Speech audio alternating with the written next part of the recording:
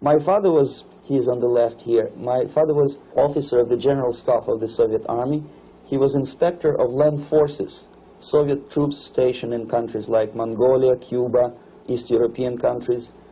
This is the picture taken at the entrance of my Institute of Oriental Languages. It's a part of Moscow State University. As every Soviet student, I was, quote-unquote, volunteering for harvesting grain in Kazakhstan. By the end of my training in school, I was recruited by the KGB. This picture was taken on that day, and you can see again how happy it feels to be recruited by the KGB. Pay special attention to number of bottles on the table. One of my functions was to keep foreign guests permanently intoxicated the moment they land at Moscow airport.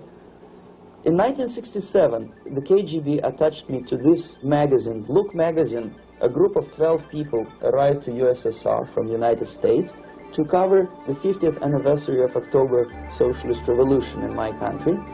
From the first page to the last page, it was a package of lies.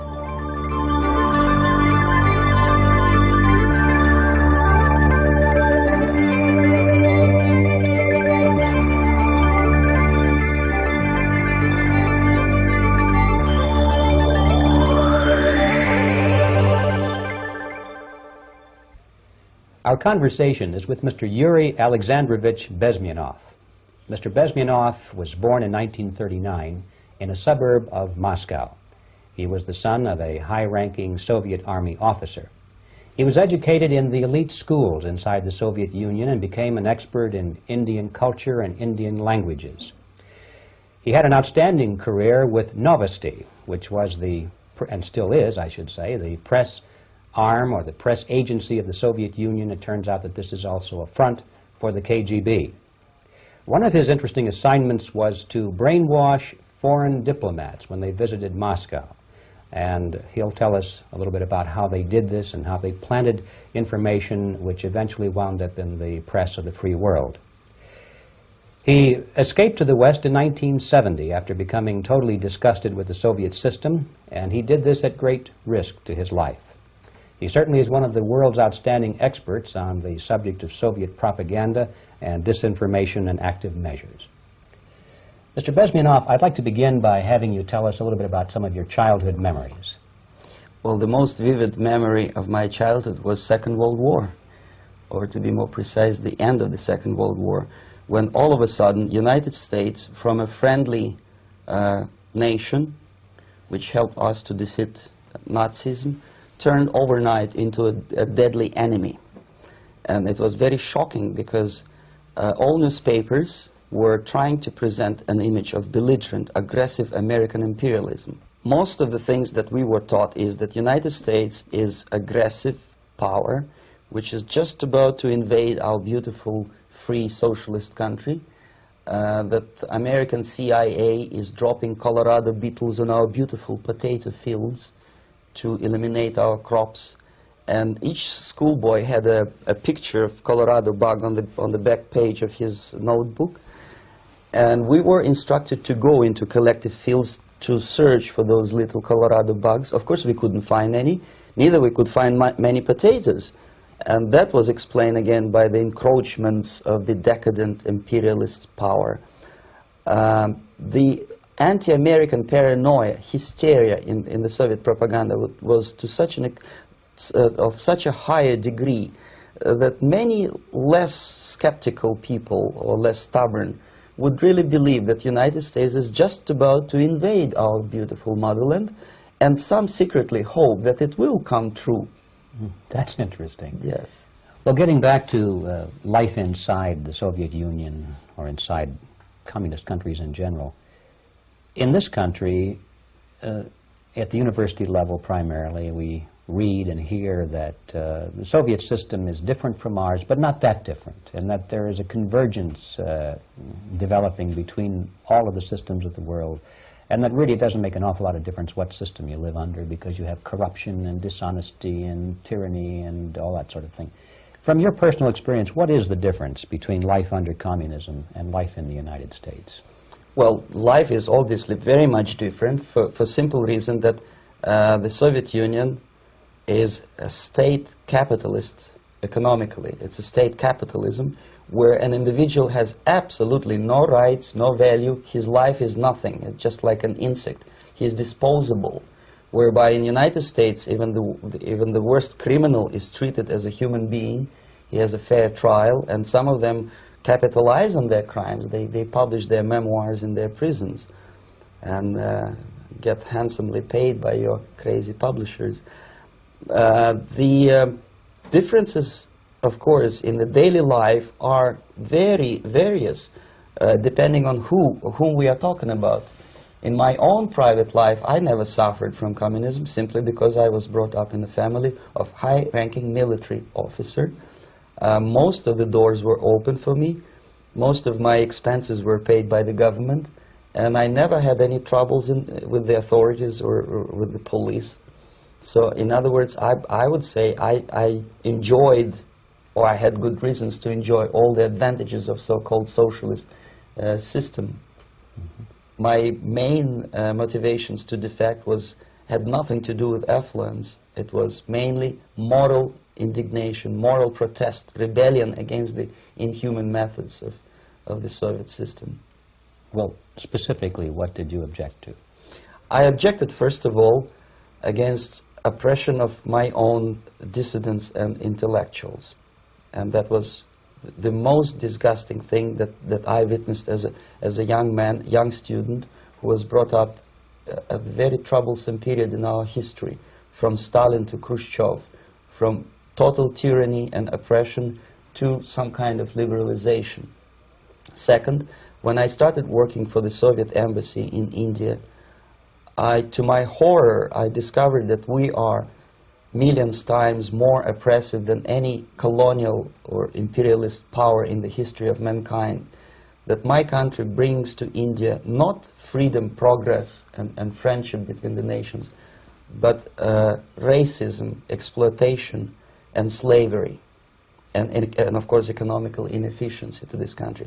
Since I fell in love with India, I developed something which by KGB standards is extremely dangerous thing. It's called split loyalty. When an agent likes a country of assignment more than his own country.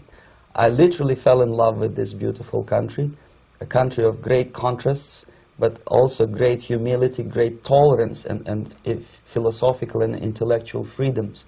My ancestors used to live in caves and eat raw meat when India was a highly civilized nation 6,000 years ago. So obviously the choice was not to the advantage of my own nation. I decided to defect and to entirely dissociate myself from that brutal regime. Mr. Bezmenov, we've read a lot about the concentration camps and the slave labor camps under the Stalin regime.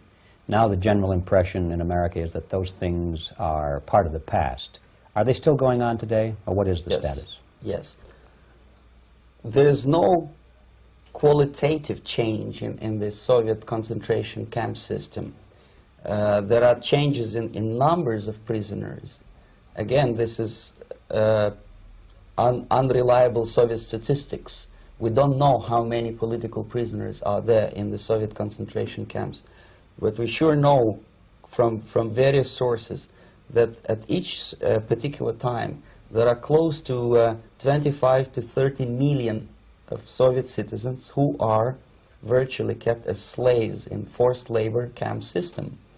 The size of the population of a country like Canada is serving terms as prisoners.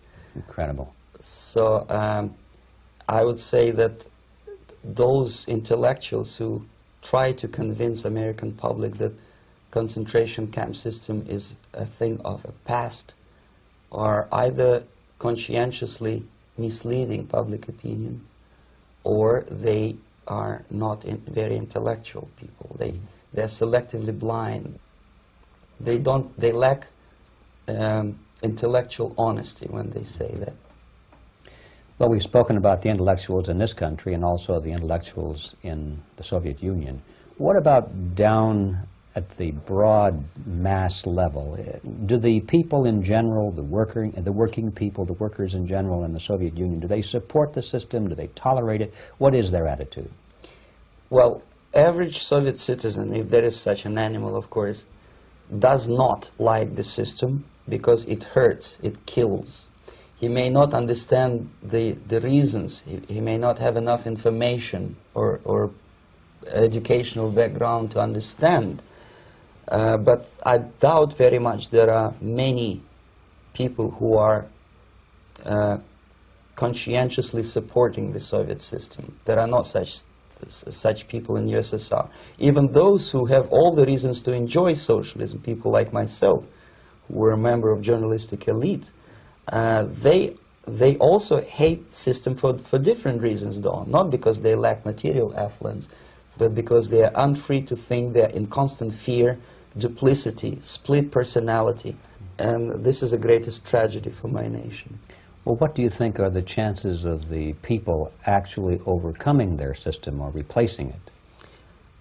There is a great possibility that system will sooner or later be destroyed from within. There is a self-destructive mechanism built into any socialist or communist or fascist system. Because there is lack of feedback, because the system does not rely upon loyalty of population. But until this Soviet junta is being supported by the Western so-called imperialists, that is, multinational companies, establishments, governments, and let's face it, intellectuals, so-called academia in the United States is famous for supporting the Soviet system. As long as the Soviet junta will keep on receiving credits, money, technology, grain deals, and political recognition from all these traitors of democracy or freedom, there is no hope, there is not much hope for changes in my country, and the system will not collapse by itself simply because it's being nourished by so-called American imperialism. This is the greatest paradox in history of mankind, when capitalist world supports and actively nourishes its own destroyer, destructor. I think you're trying to tell us something. Oh, in yes. This country. Mm-hmm. I'm trying to tell you that it has to be stopped unless you want to end up in Gulag system and enjoy all the advantages of socialist equality, working for free, catching fleas on your body, sleeping on the planks of plywood in Alaska this time, I guess. Mm-hmm. That's where Americans will belong, unless they will wake up, of course, and force their government to stop aiding Soviet fascism. Mm-hmm. Well, you told us a moment ago why you left the system. I'd like to hear the details of how you did it. It must have been a very dangerous thing. It was not so dangerous, it was crazy. First of all, because defecting in India is virtually impossible, thanks to very strong pressure from the Soviet government. Excuse me, you were in India on assignment at that time? Yes, I was working for the Soviet embassy in New Delhi as a press officer. Mm-hmm. And defecting for a Soviet diplomat is next to impossible. It's a suicide, as I said, because a great friend Indira Gandhi pushed a law through parliament which says, and I quote, "No defector from any country has a right of political asylum in any embassy on the territory of Indian Republic," which is a masterpiece of hypocrisy. No other defector but the Soviet one needs a political asylum. So knowing that perfectly well, I planned a craziest possible way to defect. I studied counterculture in India. There were thousands of young American boys and girls with no shoes, long hair, smoking hash and marijuana, studying sometimes Indian philosophy, sometimes simply pretending that they studied. And they greatly annoyed Indian police, and they were laughing stock of Indians because obviously they were good-for-nothing students. I studied carefully where they congregate, what routes they travel, what language they speak, what do they smoke. And one day I simply joined a group of hippies to avoid detection of Indian police. I was dressed as a typical hippie with blue jeans, long kameez shirts, with all kind of nice decorations like beads, long hairs, I bought a wig because for several weeks I had to turn myself from a conservative Soviet diplomat into a very progressive American hippie. And that was the only way that I could avoid detection.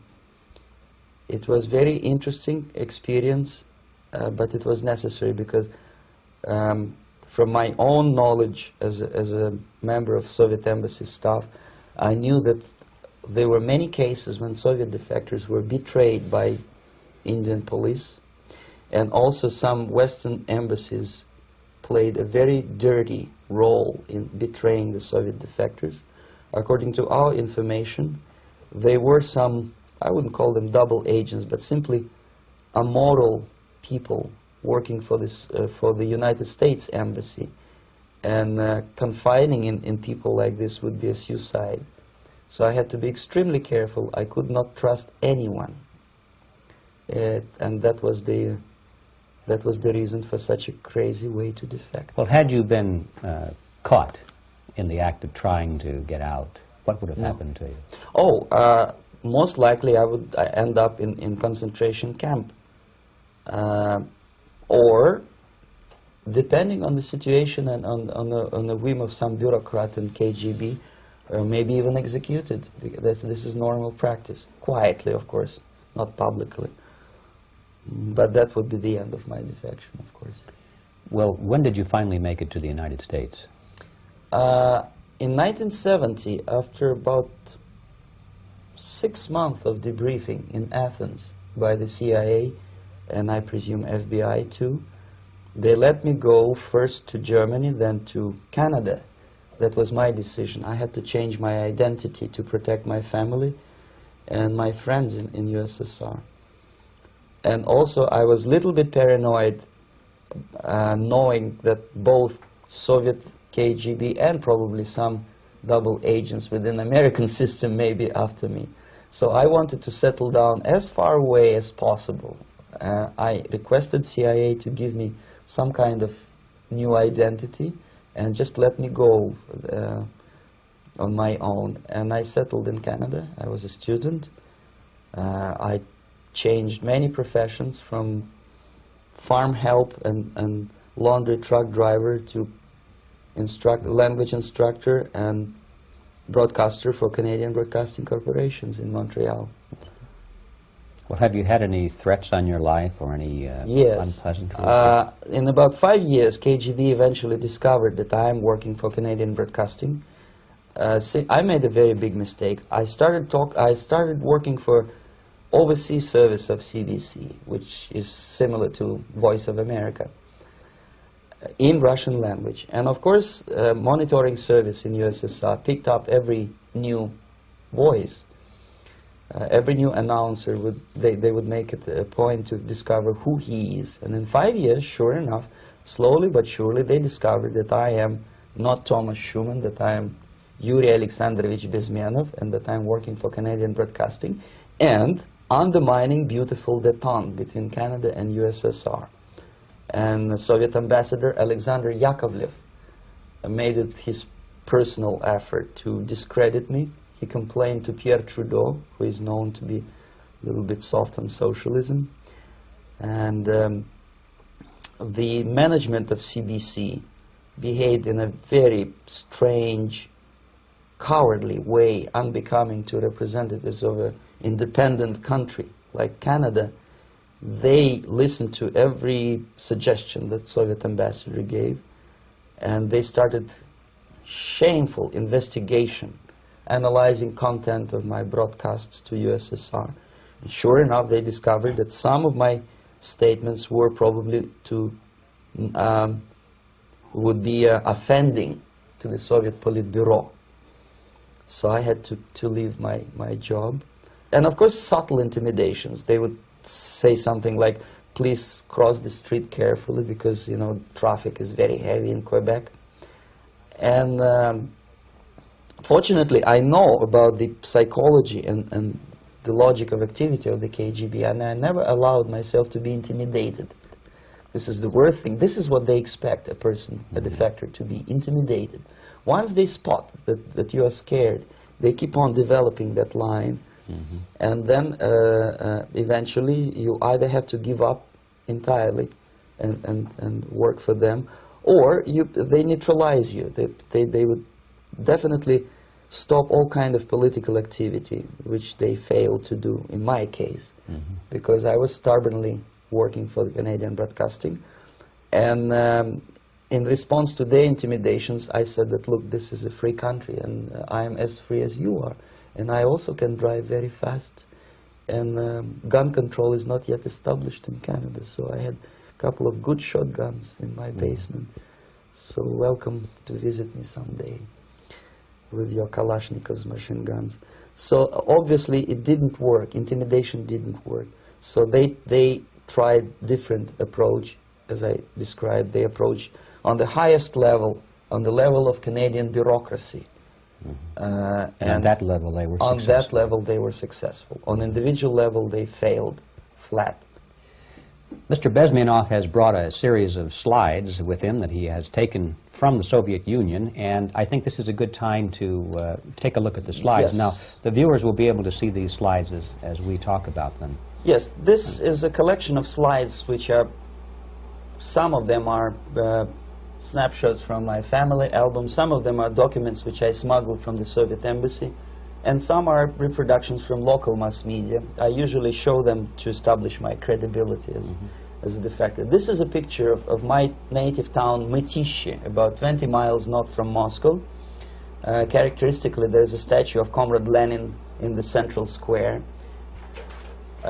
This is myself at the age of 7, again, characteristically, under the statue of Comrade Stalin, extending his friendly hand to peoples of the world.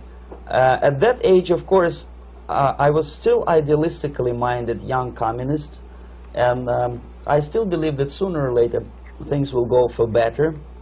But I realized that the system stinks, that something is fishy, and that ideology is fake, and the propaganda about advanced Soviet agriculture simply didn't meet the criteria of reality. If they talk about abundance of food and there is none in the stores, there must be something wrong. My father was, he is on the left here, my father was officer of the General Staff of the Soviet Army. He was inspector of land forces, Soviet troops stationed in countries like Mongolia, Cuba, East European countries. Were he alive today, most likely he would be inspecting Soviet troops in Nicaragua, Angola, and many other parts of the world. Fortunately, he died, and he didn't see the disgrace, because deep inside he was a Russian patriot. He didn't like the idea of expanding Soviet military might, especially in the areas where we were not welcomed at all. Unlike many other military officers, he was reporting directly to the Minister of Defense, bypassing KGB and diplomatic service. In other words, he was a trusted military professional. And my impression that this type of people are much less hawkish and adventuristic than party bureaucrats in Kremlin. When American mass media describes Soviet military as potentially dangerous counterpart for Pentagon, I simply laugh, because I know better. I know that the most dangerous part of the Soviet power structures are not military at all. Most likely, if they come to power in my country, they'll be more sensible negotiators for nuclear disarmament and withdrawal of the Soviet troops from many parts of the world. But if someone from the party structure or the KGB structure were to give the orders for a military intervention, they have to obey, they would follow, because they are professional military. But they, you see, the triangle of power and hate in USSR is the party at the top, the party elite, the oligarchy of the party, then the military, and the KGB at the bottom. They hate each other, and the most hated triangle, the most hated corner of the triangle is the Communist Party bureaucrats. They are the most adventuristic, senile megalomaniacs. They can start war, I wouldn't be surprised. Not the military. They know what war is. Yes. At least my father did. This is the picture taken at the entrance of my Institute of Oriental Languages. It's a part of Moscow State University. I graduated in 1963. And now, excuse me, which one were you on? I am on the right. You're on the right. And on the left is my my schoolmate Vadim Smirnov, who later was an apparatchik in the Central Committee of the Soviet Union Communist Party. What is an apparatchik? It's a functionary, something like civil service in British Empire. Someone who is never fired from the service. He stays there internally. He may not be promoted too high, but he's a dependable bureaucrat who will stay forever. I studied not only languages, but also history, literature, even music. On this picture, I'm trying to learn how to play Indian musical instrument. I even tried to look like an Indian when I was second-year student. Not bad, really. Yes, actually it was strongly encouraged by the instructors in my school, because the graduates of my school were later on employed as diplomats, foreign journalists, or spies. As every Soviet student, I was quote-unquote volunteering for harvesting grain in Kazakhstan. This is the biggest agricultural blunder of the Soviet government. But I didn't have much choice, of course, because the communist motto borrowed from the Bible says, "Those who do not work shall not eat." And you can see me eating, therefore I was working, and you can see how happy I was about it. I went through a very extensive physical and military training, including the military games in areas, suburban areas of Moscow. And here, for example, we are on a tour in Arkhangelsk area. And by the end of my training in school, I was recruited by the KGB. This picture was taken on that day, and you can see again how happy it feels to be recruited by the KGB. Our conversation with Yuri Alexandrovich Bezmenov, who is a defector from the Soviet Union, a former propaganda agent for Novosti and the KGB, will continue after this message.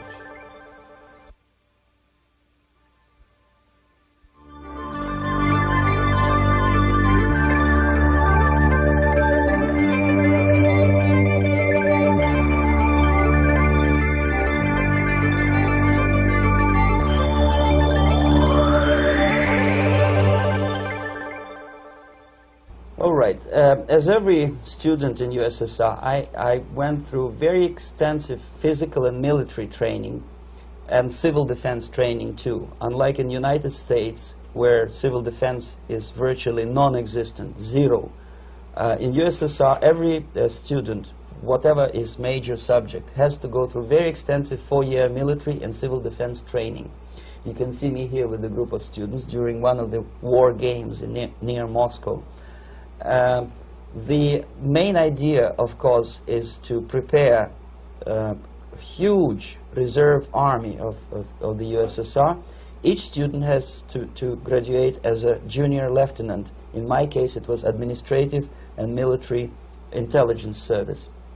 My first assignment was to India as a translator with the Soviet Economical Aid Group, building refinery complexes in Bihar state and Gujarat state. At that time, I was still naively, idealistically believing that what I was doing contributes to the understanding and cooperation between the nations. It took me quite a number of years to realize that what we were bringing to India was a new type of colonialism, 1,000 times more oppressive and exploitative than any colonialism or imperialism in history of mankind. But at that time, I was still hoping that, well, maybe it's not that bad, could be worse, and things may go for better. And I even tried to implement the beautiful Marxist motto, proletarians of all the countries unite. I tried to unite with a nice Indian girl, and I was fascinated by Indian culture, by the family life in this country. But obviously, Communist Party had different plans for my genes, so I had to marry this beautiful Russian girl. In the span of my career, I married 3 times. Most of these marriages were marriages of convenience, on advice from the Department of Personnel. This is normal practice in USSR. When a Soviet citizen is assigned to a foreign job, he has to be married, either to keep family in USSR as hostages, or, if it's a convenience marriage like mine, so that the husband and wife are virtually informers on each other to prevent defection or contamination by decadent imperialist or capitalist ideas. In my case, I hated that girl so much that the moment I landed in Moscow, we were divorced, and I married later, second time. By the end of my first assignment in India, I was promoted to the position of public relation officer. You can see me here translating a speech by a Soviet boss. And you're on the right. I'm on the right here, yes. And it was, the occasion was commissioning of the refinery complex in Bihar, Barauni. Back in Moscow, I was immediately recruited by Novosti Press Agency, which is a propaganda and ideological subversion front for the KGB. 75% of the members of the Novosti are commissioned officers of the KGB. The other 25 are, like myself, co-opted agents who are assigned to specific operations. In this particular case, you can see me talking to students of Lumumba Friendship University in Moscow. This is a huge school under the direct control of the KGB and Central Committee, where future leaders of the so-called national liberation movements are being educated and selected carefully. And some of them have absolutely, this, for example, is a group of students from Lumumba. They don't look like students at all. They look more like military, and that's exactly what they were. They were dispatched back to their countries to be leaders of the so-called national liberation movements, or to be translated into normal human language, leaders of international terrorist groups. Another area of activity when I was working for the Novosti was to accompany groups of so-called progressive intellectuals, writers, journalists, publishers, teachers, professors of colleges. You can see me here in Kremlin. I'm second on the left, with a group of Pakistani and Indian intellectuals. Most of them pretended they don't understand that we are actually working on behalf of the Soviet government and the KGB. They pretended that they are actually being guests, VIP intellectuals, that they are treated according to their merits and their intellectual abilities. For us, they were just a bunch of political prostitutes to be taken advantage for various propaganda operations. Therefore, you can see perfectly well the senior colleague of mine on the left doesn't really have that much respect on his face, and myself with a very skeptical smile, typical KGB sarcastic smile, anticipating another victim of ideological brainwashing. This is how a typical conference in Novosti headquarters in Moscow looked like. Sitting in the middle is Boris Burkov, the then director of Novosti Press Agency, high-ranking party bureaucrat in the Department of Propaganda. I am standing next to a famous Indian poet, Sumitranandan Pant. He was famous because he was an author. He was the author of a famous poem titled Rhapsody to Lenin. That's why he was invited to USSR, and everything was paid by the Soviet government. Pay special attention to number of bottles on the table. This is one of the ways to kill the awareness or curiosity of foreign journalists. One of my functions was to keep foreign guests permanently intoxicated the moment they land at Moscow airport. I had to take them to the VIP lounge and toast to friendship and understanding between the nations of the world. Glass of vodka, then a second glass of vodka. And in no time, my guests would be feeling very happy. They would see everything in kind of pink, nice color. And that's the way I had to keep them permanently for the next 15 or 20 days. At a certain point in time, I had to withdraw alcohol from them so that some of them who are the most recruitable would feel a little bit shaky, guilty, trying to remember what they were talking last night. That's the time to approach them with all kind of nonsense, such as joint communique or statement for Soviet propaganda. That's the time they are the most flexible.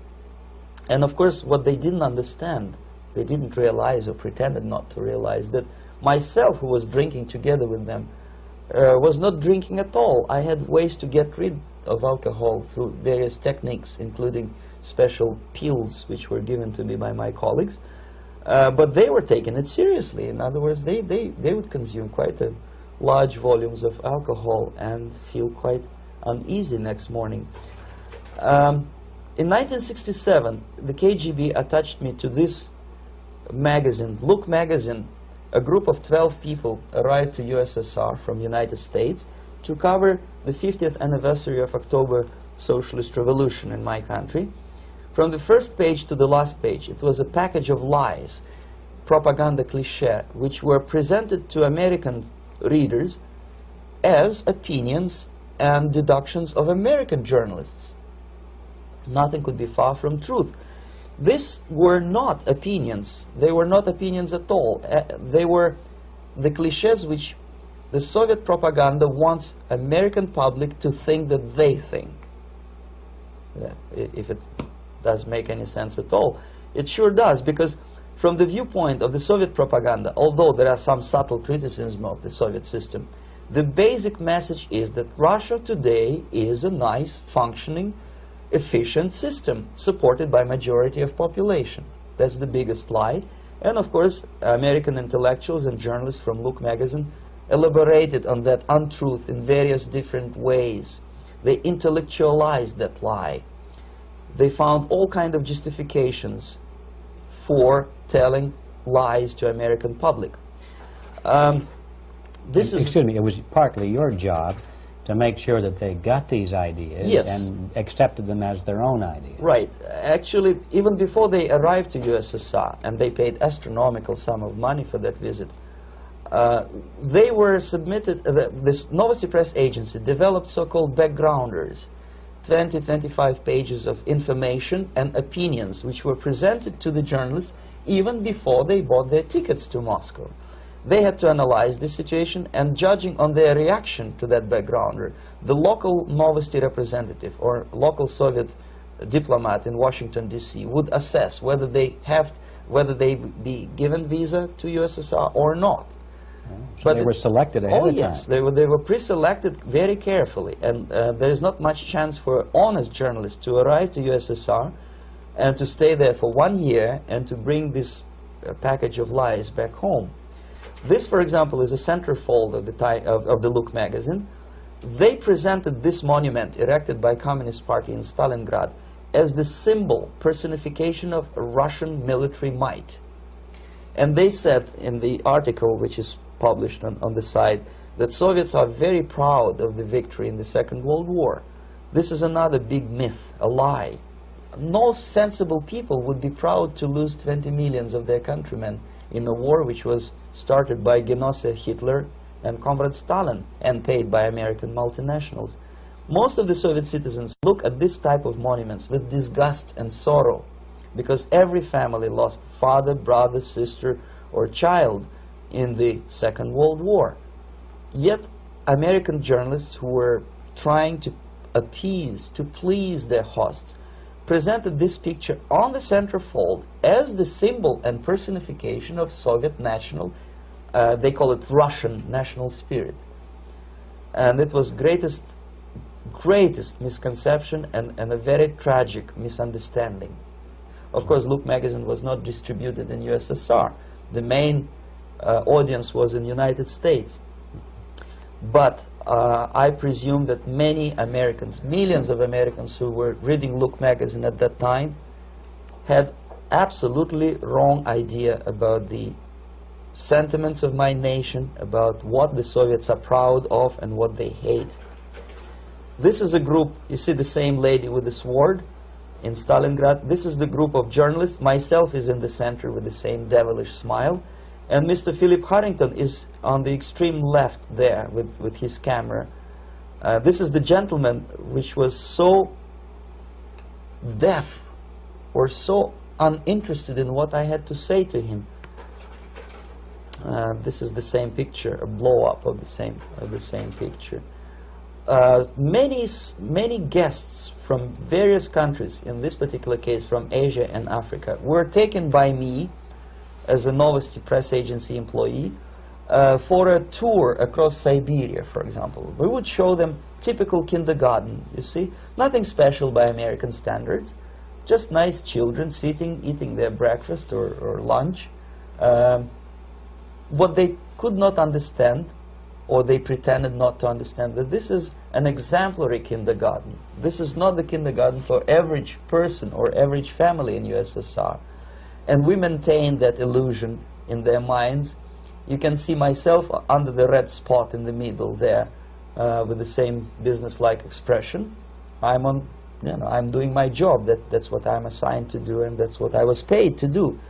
But deep inside, I still hope that at least some of these useful idiots would understand that what they are looking at has nothing to do with the level of affluence in my nation.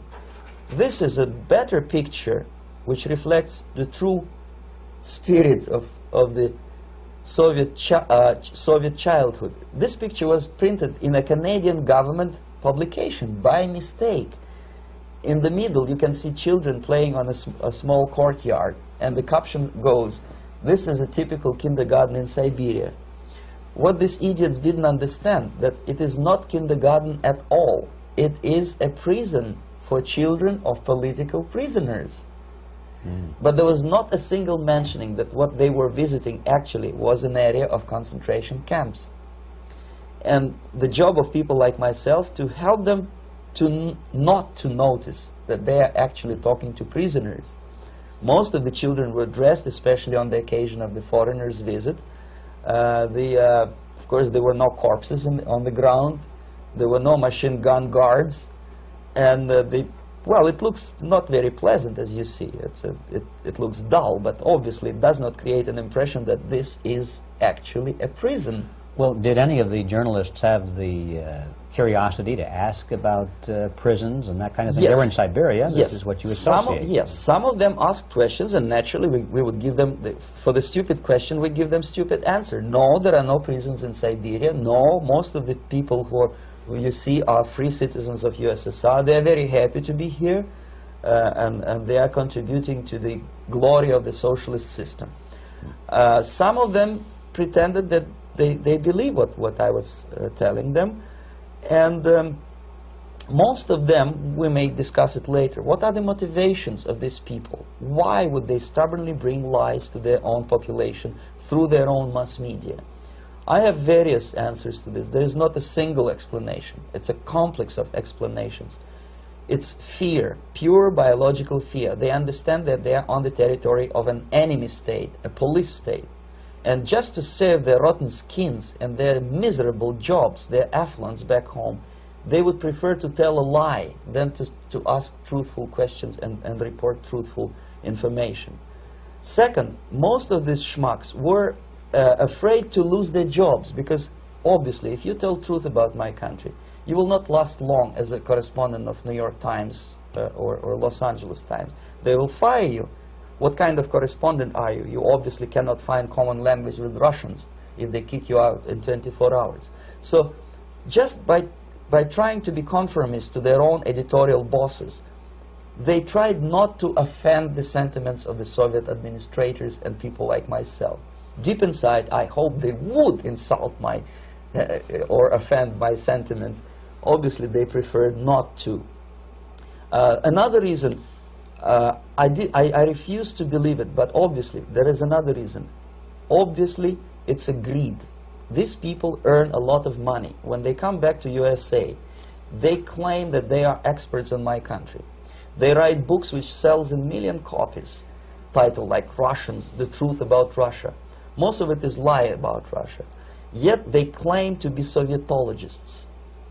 They play back myth about my country, the propaganda cliches.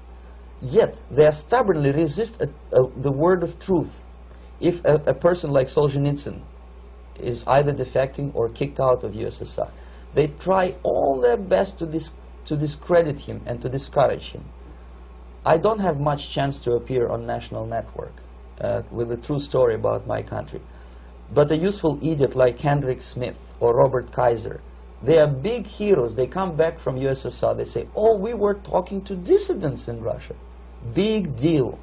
Soviet dissidents are chasing American correspondents in the streets, and they are cowardly escaping from these contacts. For some strange reason, if you want to know more about Spain, you refer to Spanish writers. If you want to learn more about French, you read French or writers. Even about Antarctica, I bet you would read Penguins.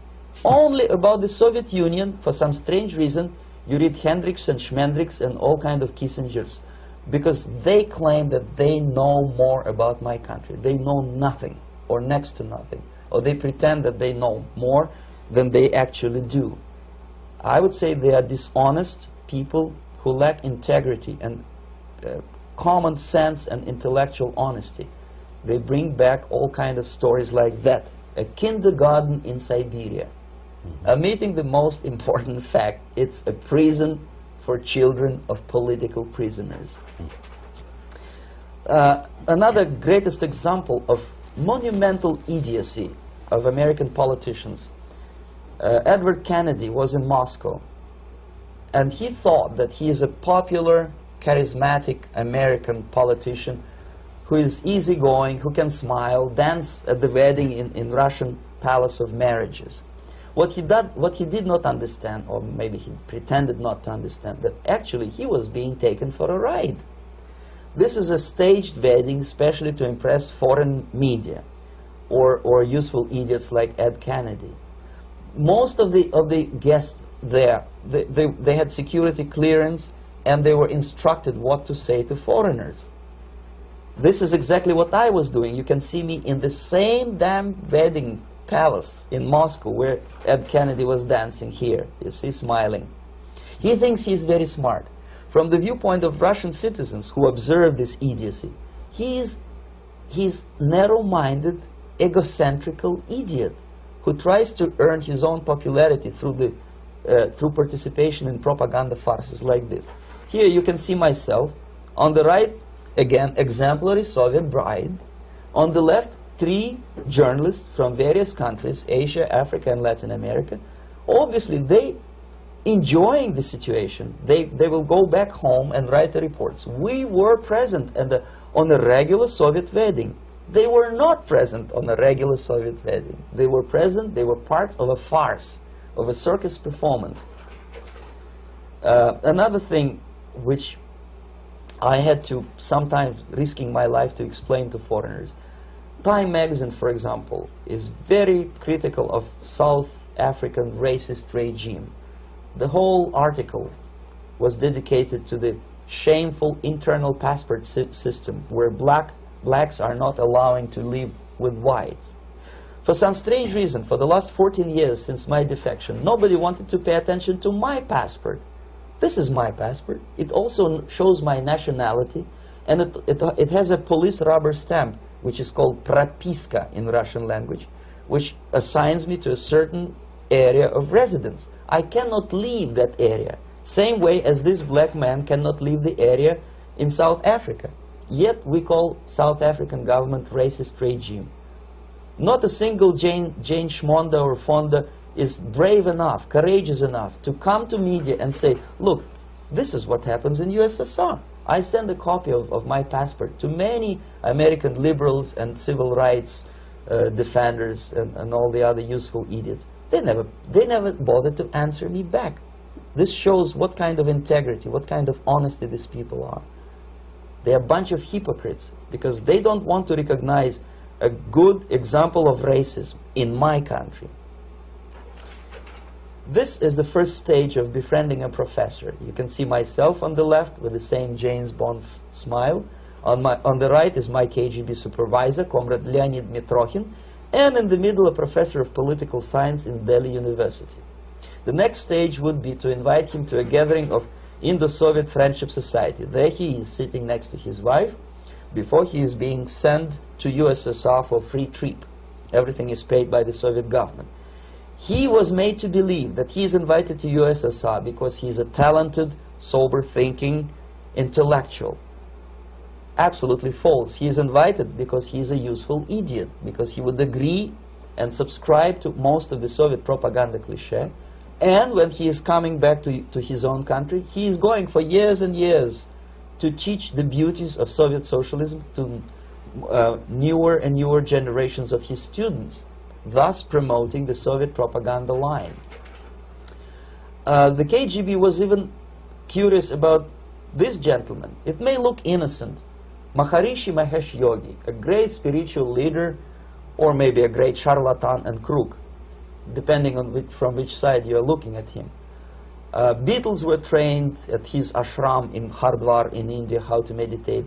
Mia Farrow and other useful idiots from Hollywood visited his school, and they returned back to United States absolutely zonked out of their minds with marijuana, hashish, and crazy ideas of meditation.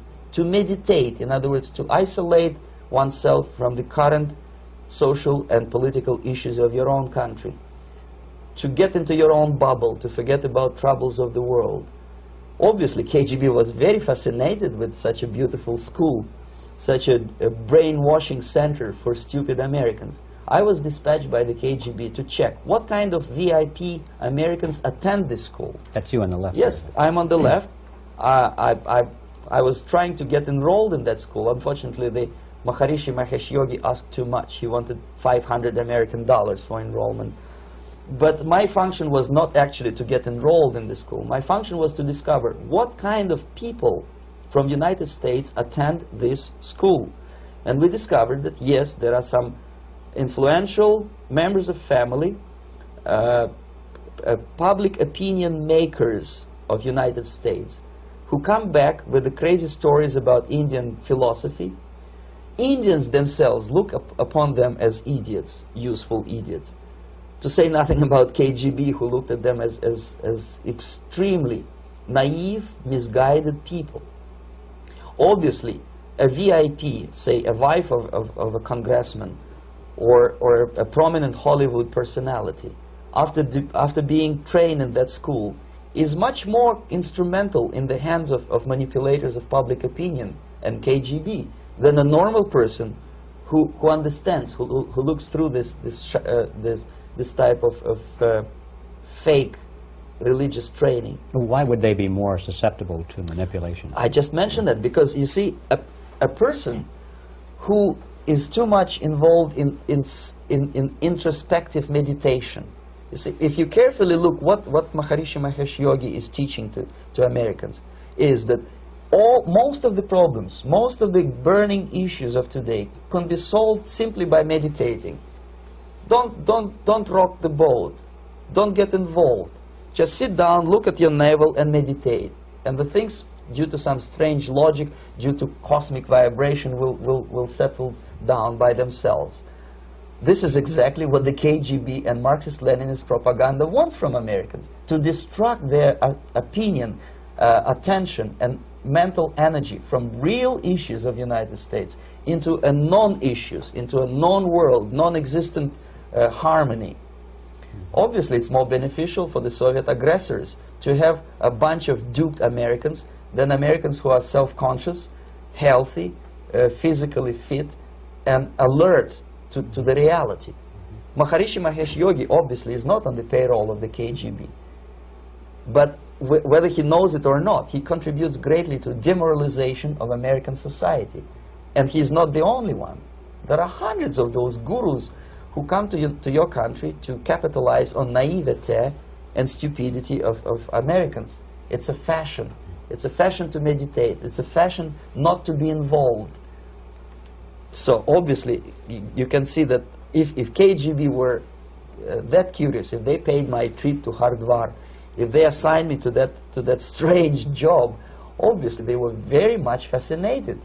They were convinced that that type of brainwashing is very efficient and instrumental in demoralization of the United States.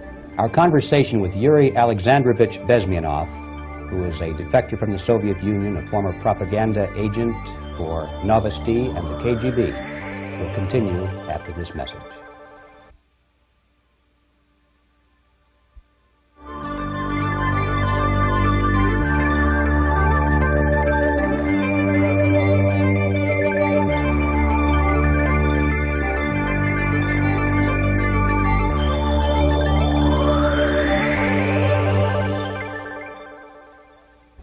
This picture shows the part of the building of USSR embassy, and my supervisors. On the left is Comrade Mehdi, an Indian communist, and on the right, Comrade Mitrokhin, my supervisors in the secret department of research and counter-propaganda. It has nothing to do with either research or counter-propaganda. Most of the activity of that department was to compile huge volume of information on individuals who were instrumental in creating public opinion.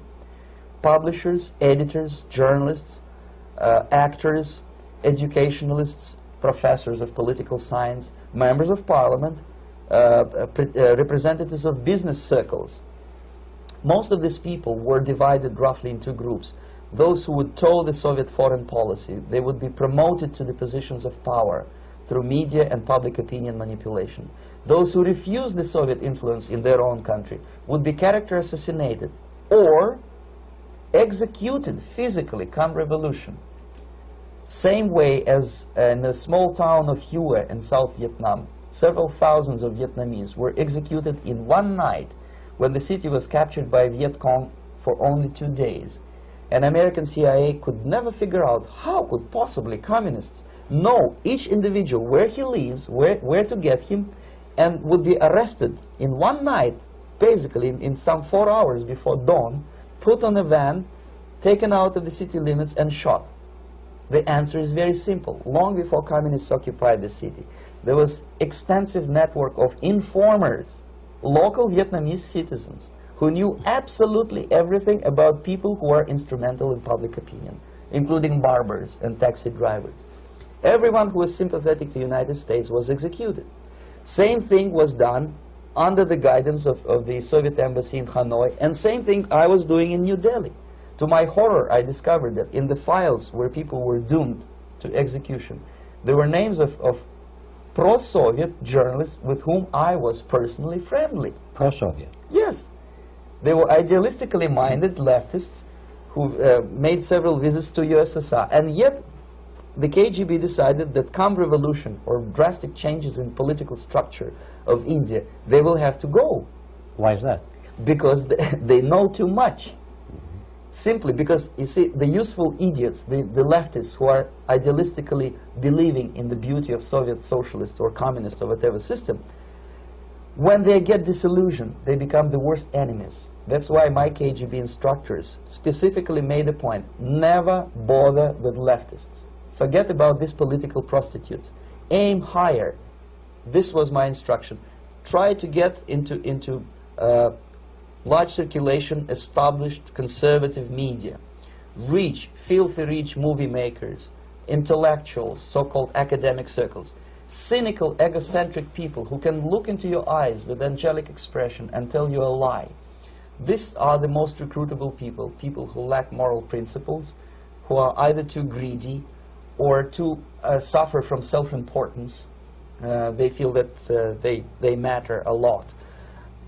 These are the people who KGB wanted very much to recruit. But to eliminate the others, to execute the others, don't they serve some purpose? Wouldn't they be the ones we rely on? They serve purpose only at the stage of destabilization of a nation. For example, your leftists in United States, all these professors and all these beautiful civil rights defenders, they are instrumental in the process of the subversion only to destabilize the nation. When their job is completed, they are not needed anymore. They know too much. Some of them, when they get disillusioned, when they see that Marxist-Leninists come to power, obviously they get offended. They think that they will come to power. That will never happen, of course. They will be lined up against the wall and shot. But they may turn into the most bitter enemies of Marxist-Leninists when they come to power. And that's what happened in Nicaragua. You remember most of these former Marxist-Leninists were either put to prison or one of them split, and now he's working against Sandinistas.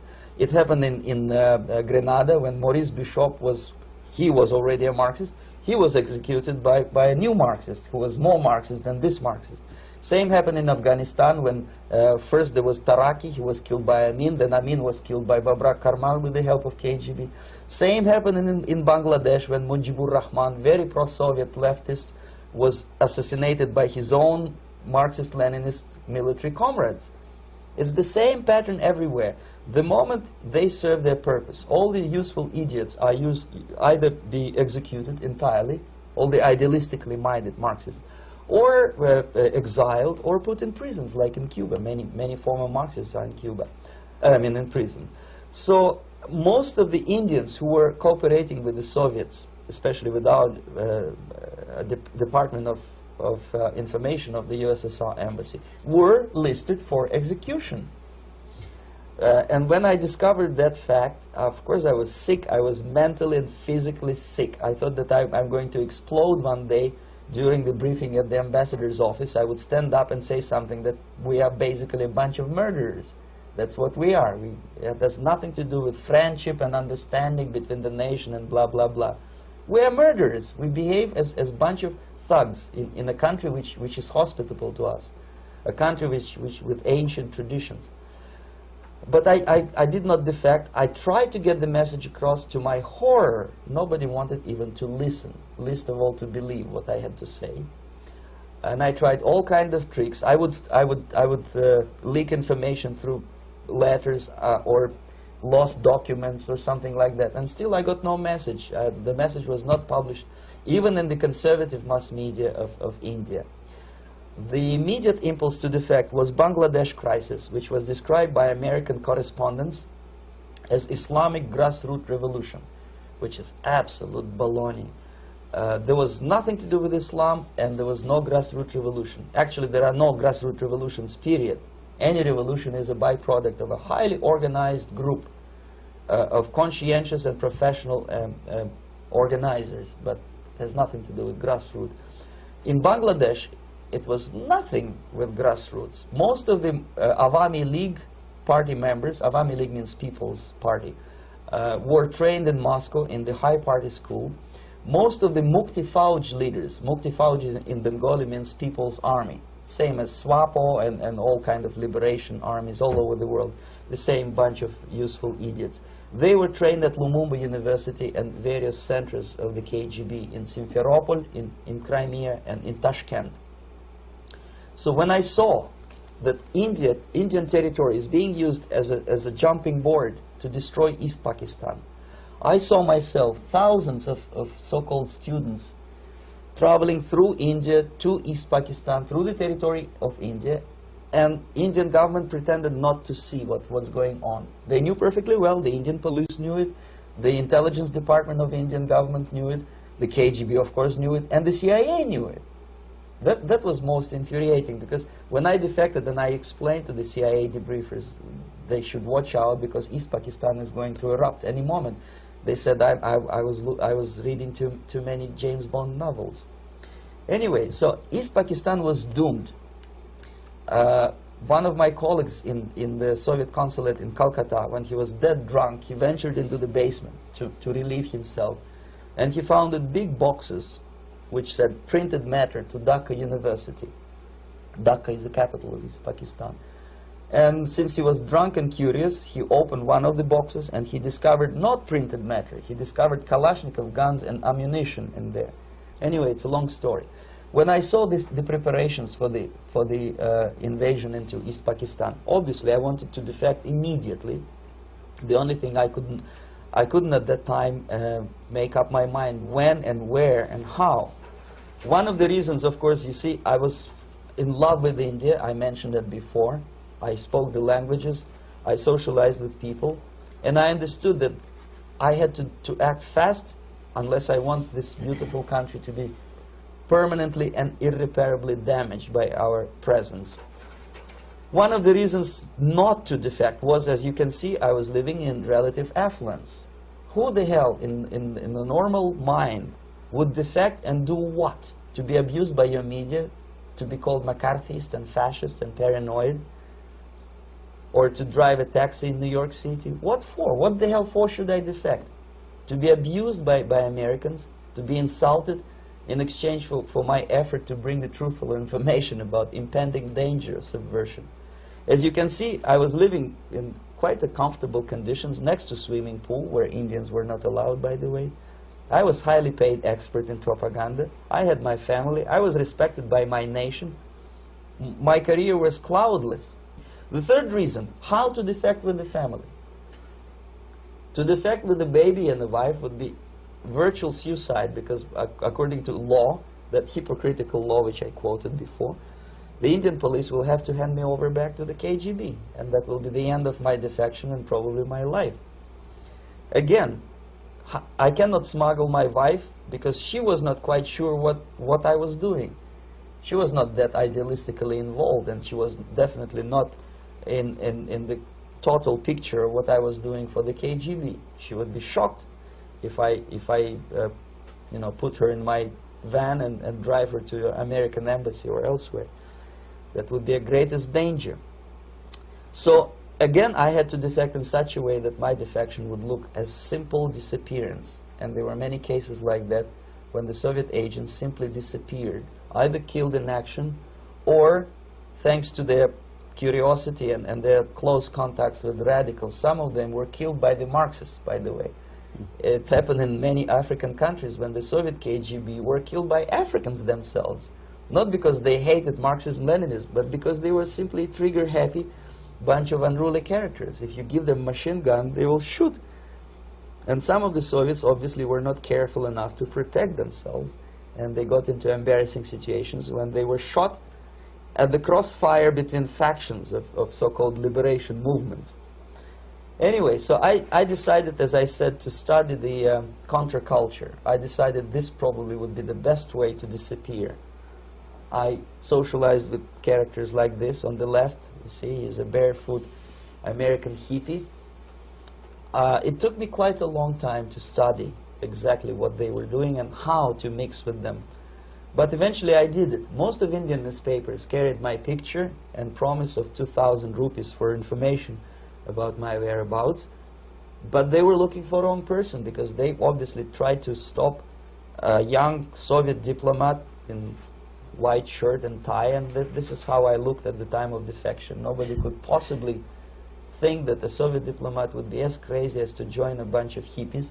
That's you. Yes, travel India and smoke hash. So I made it literally almost like a Hollywood-style detective story. From under the nose of the KGB in Bombay airport, I landed the plane and I flew to Greece, where I was debriefed by the CIA. That's basically that's all for my slides. We can turn off the projector, and that's very interesting. Well, you spoke several times before about ideological subversion. That is a phrase that I'm afraid some Americans don't fully understand.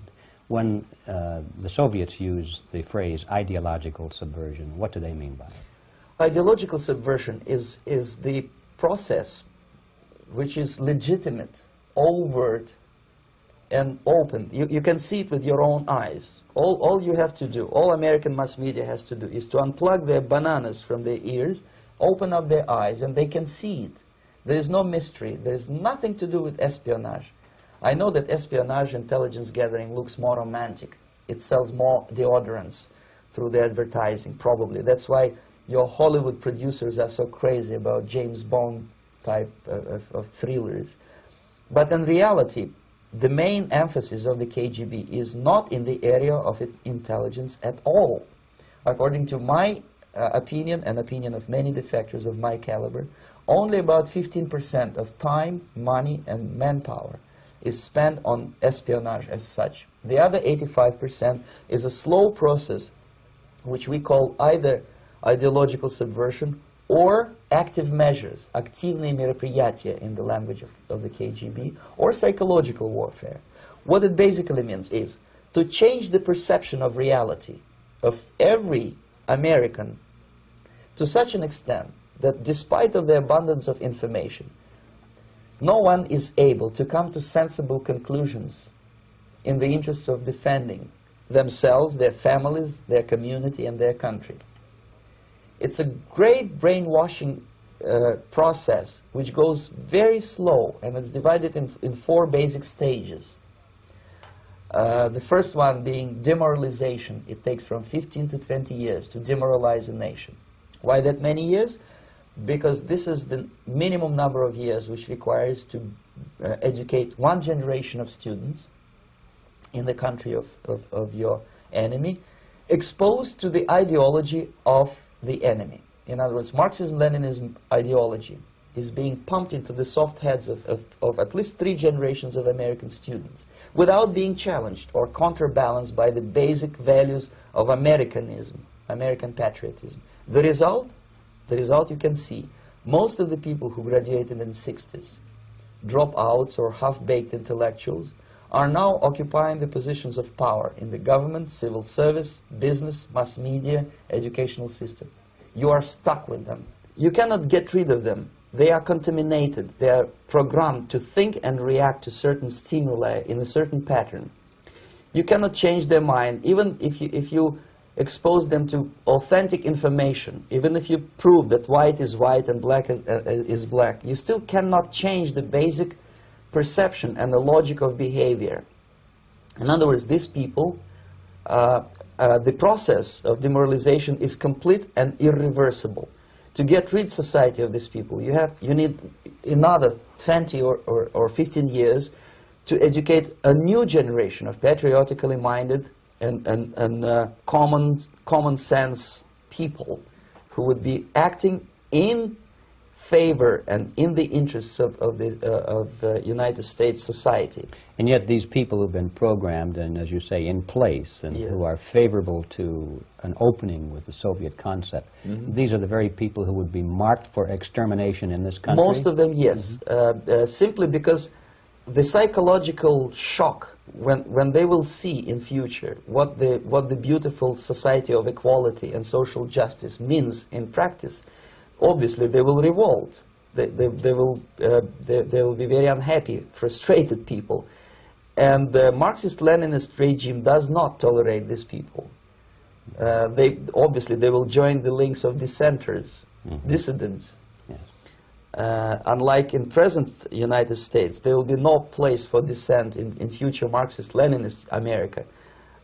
Here you can get popular like Daniel Ellsberg and filthy rich like Jane Fonda for being dissident, for criticizing your Pentagon. In future, these people will be simply squashed like cockroaches. Nobody is going to pay them nothing for their beautiful, noble ideas of equality. This they don't understand, and it will be a greatest shock for them, of course. The demoralization process in the United States is basically completed already. For the last 25 years, actually it's overfulfilled, because demoralization now reaches such areas where previously not even Comrade Andropov and all his experts would even dream of such a tremendous success. Most of it is done by Americans to Americans, thanks to lack of moral standards. As I mentioned before, exposure to true information does not matter anymore. A person who was demoralized is unable to assess true information. The facts tell nothing to him.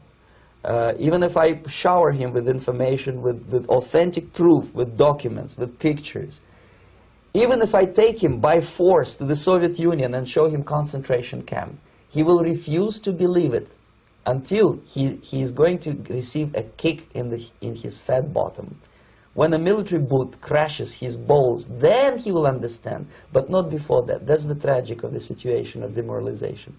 So basically America is stuck with demoralization, and unless, even if you start right now, here, this minute, you start educating new generation of Americans, it will still take you 15 to 20 years to turn the tide of ideological perception of reality back to normalcy and patriotism.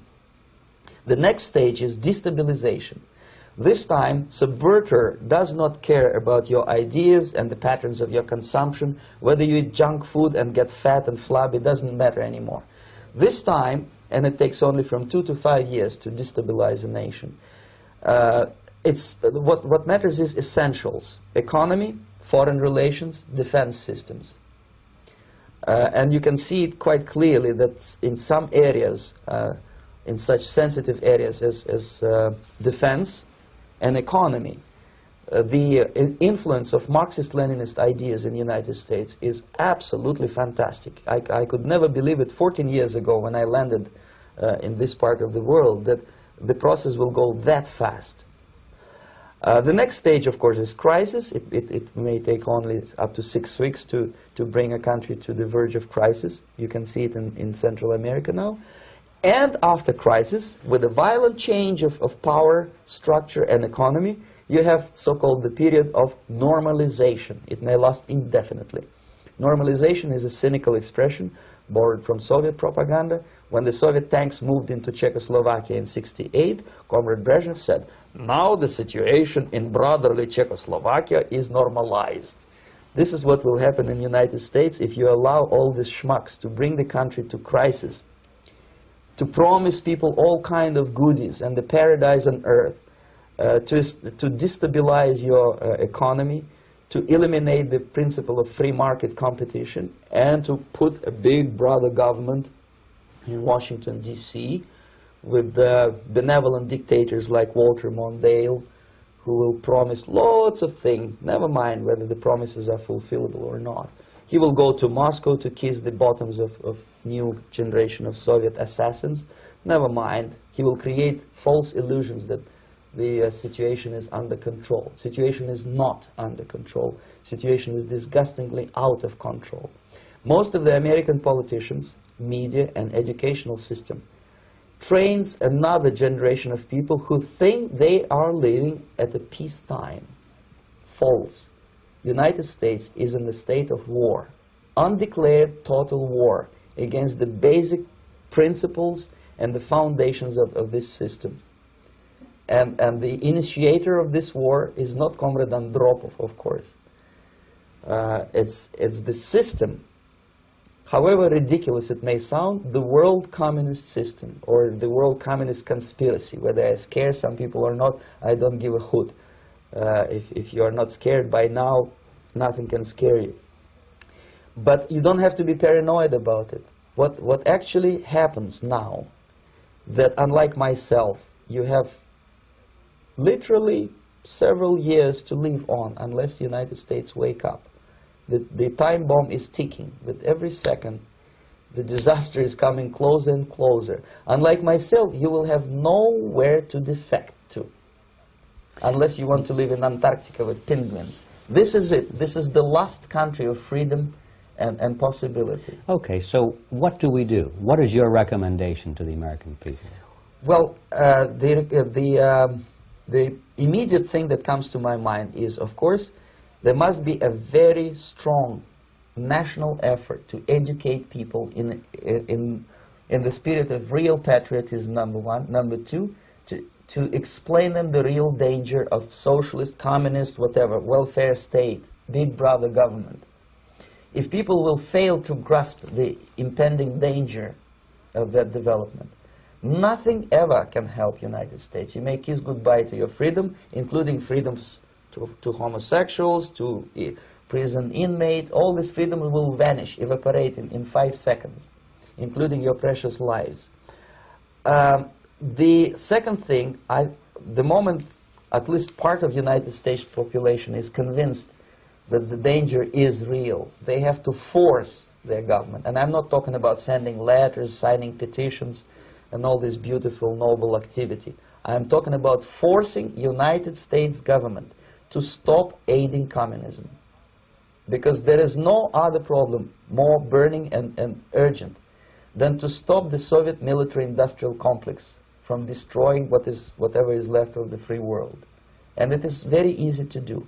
No credits, no technology, no money, no political or diplomatic recognition, and of course no such idiocy as grain deals to USSR.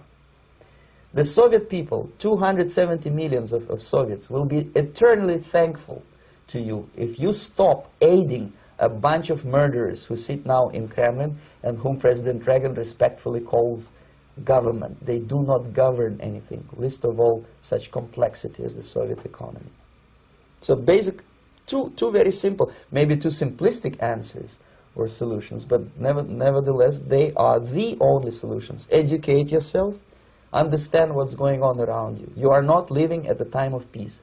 You are in a state of war, and you have precious little time to save yourself. You don't have much time, especially if you are talking about young generation. There's not much time left for convulsions and sexual masturbation to the beautiful disco music. Very soon it will go, just overnight. If we are talking about capitalists or wealthy businessmen, I think they are selling the rope on which they will hang very soon. If they don't stop, if they cannot curb their unsettled desire for profit, and if they keep on trading with the monster of the Soviet communism, they are going to hang very soon. And they will pray to be killed, but unfortunately they will be sent to Alaska probably to manage industry of slaves. It's simplistic. I know it sounds unpleasant. I know Americans don't like to listen to things which are unpleasant. But I have defected not to tell you the stories about such idiocy as microfilm, James Bond type espionage. This is garbage. You don't need any espionage anymore. I have come to talk about survival. It's a question of survival of this system. You may ask me, what is it in for me? Survival, obviously, because unlike, as I said, I am now in your boat. If we sing together, we'll sing beautifully together.